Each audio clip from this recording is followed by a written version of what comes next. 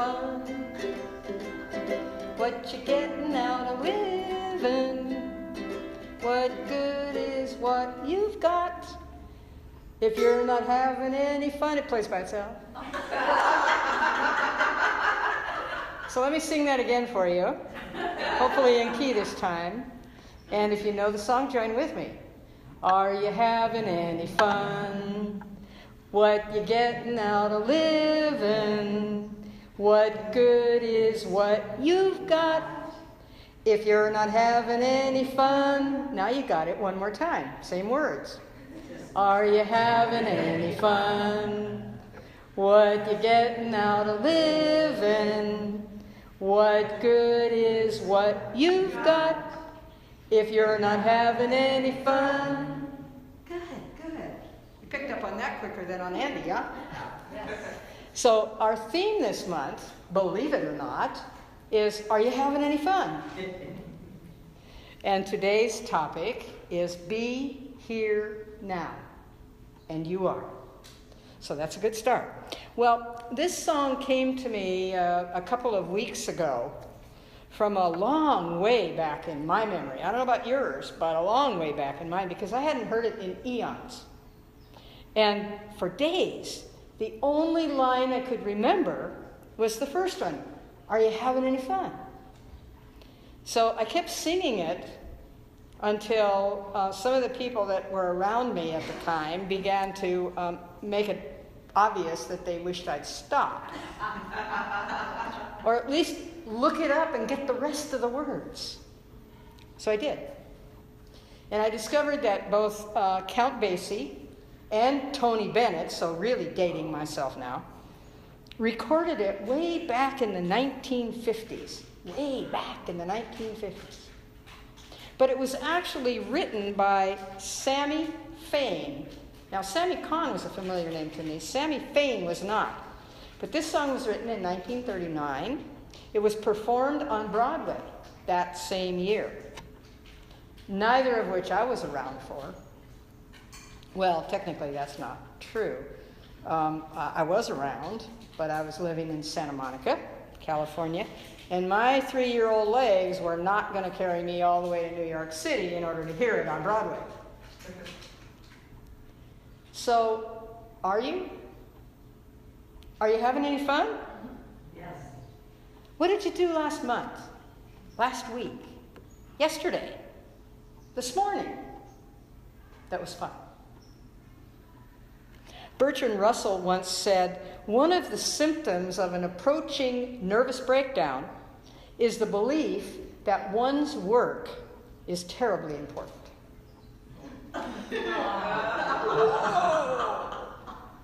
Well, now, who is Bertrand Russell? Anybody remember Bertrand Russell? Familiar name, yeah? Okay. Well, Bertrand Russell was a British philosopher. He was a logician. He was a mathematician. He was a historian, a writer, a social critic, a political activist. Oh, by the way, he was also a Nobel Prize winner. And at various points in his life, his own life, he considered himself a liberal, a socialist, a pacifist, but he also admitted that he had never been any of those things in any profound sense, which is another way of saying it was all talk, no go. He actually was born in the United Kingdom, in England, and was a part of one of the most aristocratic families in the country. And Russell, who lived to the ripe old age of 98, obviously found ways to enjoy life, and by his own admission, never took himself too seriously. So it's not that our work, whatever that looks like, is not important. It's just that in order to be present in the now moment and to be a fully functioning expression of the universal, there can and should be fun as well. In fact, John Rapier, who was a world-renowned rugby player and coach, reminds us is there is no pleasure in having nothing to do. The fun is having lots to do and not doing it. Actor Spencer Tracy, which now I'm probably getting to a name you might recognize, yeah? Actor Spencer Tracy, who, when asked once what he looked for in a script, answered, days off. So you see, in the balance of life, we sometimes lean further in one direction than the other. And in so doing, we may lose our perspective about days off, time off, or time to play. When this happens in me, see, the tendency is to say to me, actually, but I know better. When this happens in me, I justify it by telling myself how terribly important my work is.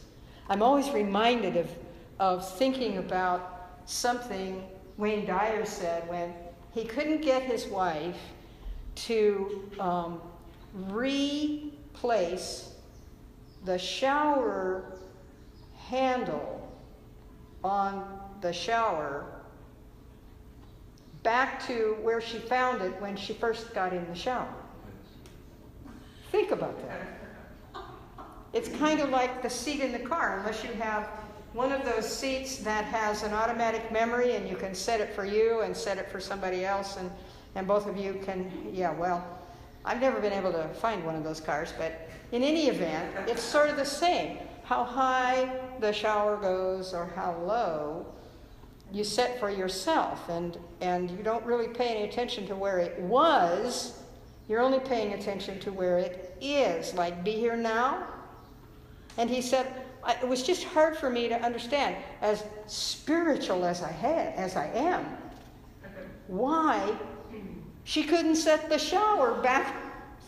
So, same thing here. How terribly important my work is. And then, if I go there, I'm likely to follow that with how tired I am, how hurried I am. Maybe you recognize this drill. You know, you can get on any pathway, and as soon as you get on it, you begin to see those road markers, those road signs, don't you? My work is important. It's exhausting. I wish I was doing... Stop that. Stop that. That's the monkey mind running at full speed. I even caught myself one time, not anymore, but one time I caught myself saying, my work is so much fun, I don't need anything else. Oh, ha, ha. Oh, ha, ha. Yeah. So here's a time-tested healing for that, at least certainly for me, in my own experience, has been to become a resident of this glorious paradise we call Hawaii. Beach time, hula time, ukulele time, better than this morning, yoga time.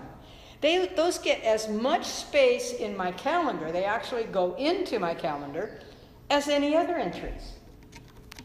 Because in this gloriously diverse universe, there is so much to see, so much to experience, so much to share. It can't all be in the area we choose to call our work, our career, our calling. That's one part of it, sure. But as I think about it, you know, even God has fun.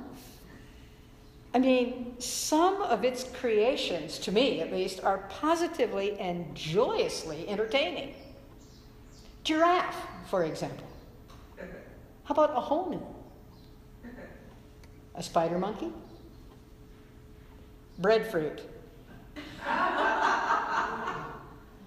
Dragon fruit. You see, each of those has a purpose, It has a reason for being here, and the fact that I find them amusing as well is not a bad thing. It's an acknowledgement of creative power's desire to have fun and to let me enjoy it.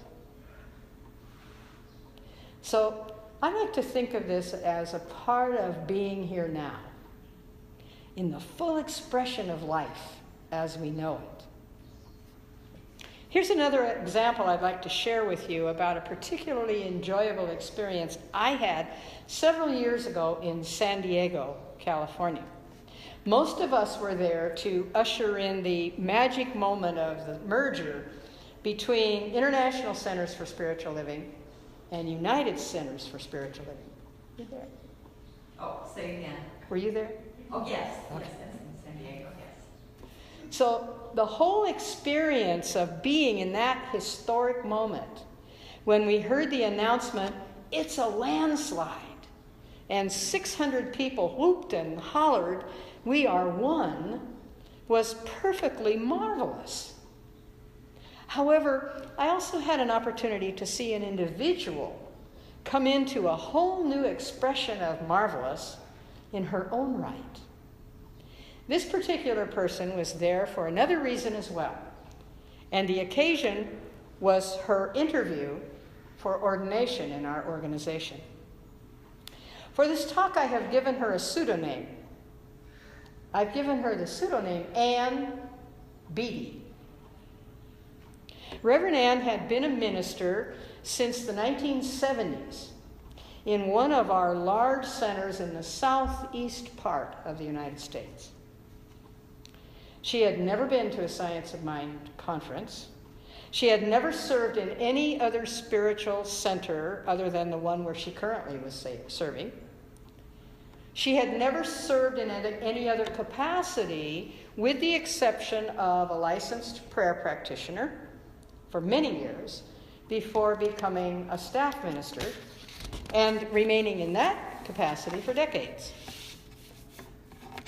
When the senior minister of that center retired and the incoming minister met Reverend Ann for the first time, he immediately asked her why she had never been ordained. Usually it was anywhere from 3 to 7 years in service in our organization before ordination was put forth. Despite this woman's extensive education in the secular world, her advanced degrees in that world, and a stellar career in that outside world, she quietly and respectfully advised him that she had never been put forth for the honor of ordination. So his immediate and loving response was, "Well, then let's do it now." And he did. When her application came to me for review, I was stunned. How could anybody have served that long and be so under the radar? So I moved it forward immediately to the Licensing and Credentials Department for action, at which time I got the same response. Who is this? Where has she been all these years? Fortunately, this group of ministers who served on licensing and credentialing who were volunteers in our organization saw, as I had, that this was an extraordinary person. That her roles as minister, as teacher, as counselor were indeed one of the most extensive we had ever seen to put forth for ordination. So we impaneled her, we interviewed her, we were made better for even being in her presence.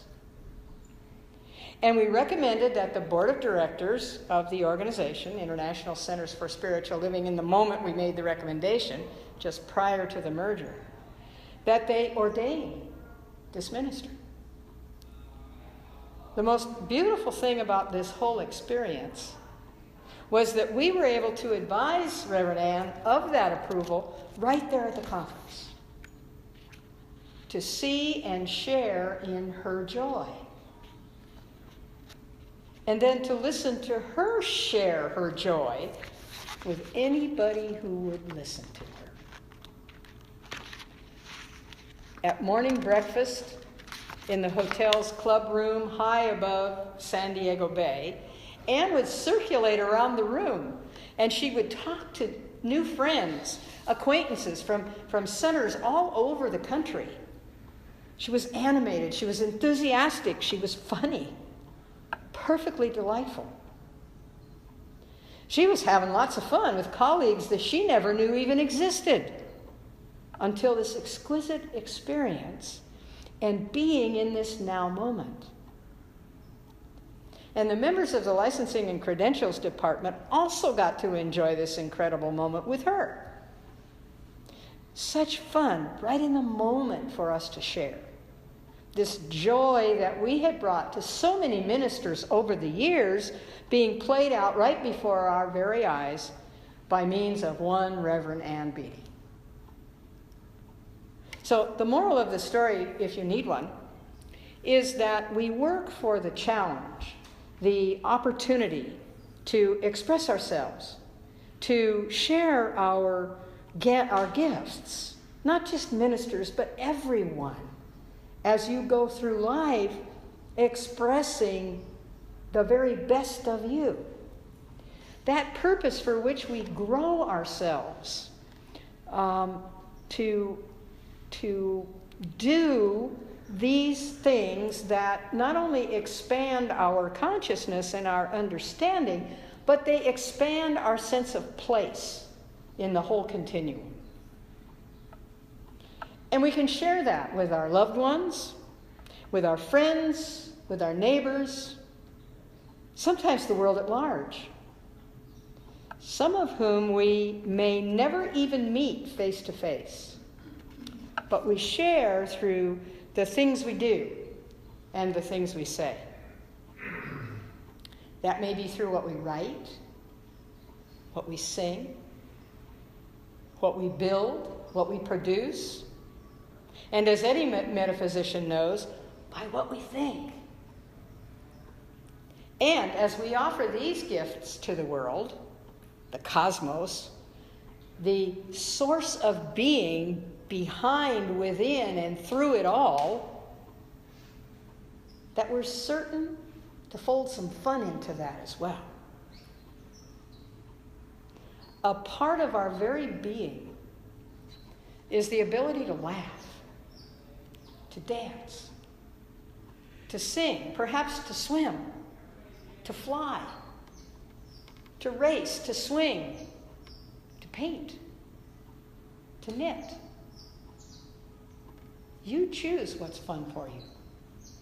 You get to choose. Robert Burns, now surely there's a name you recognize, reminded us that everything is in a state of flux, including the status quo.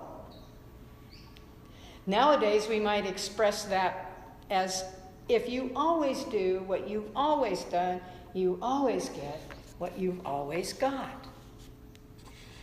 Some of that may work for you, and perhaps you would like to add to that, remove from that, expand on that.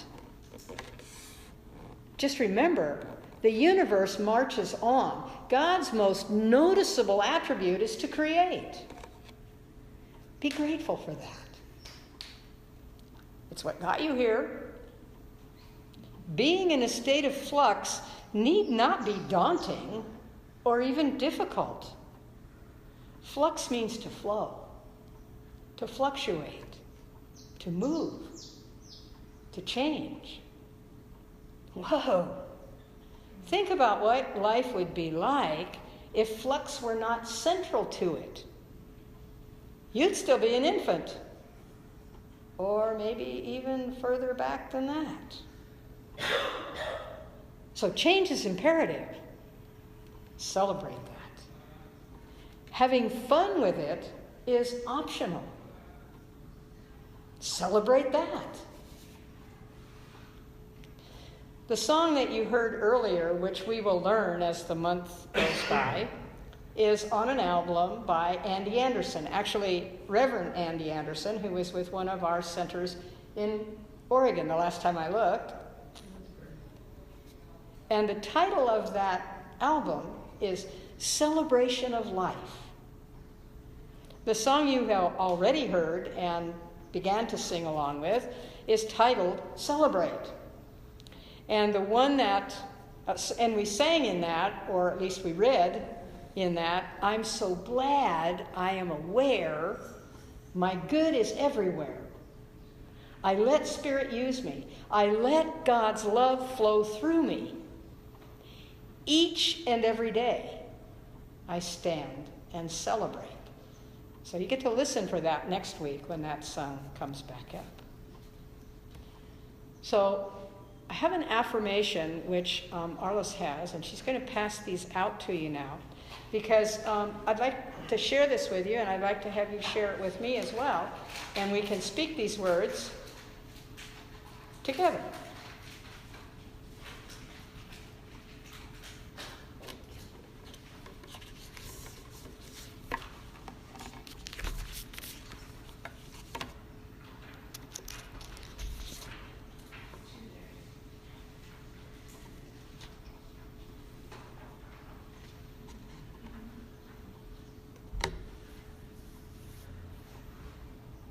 Ready?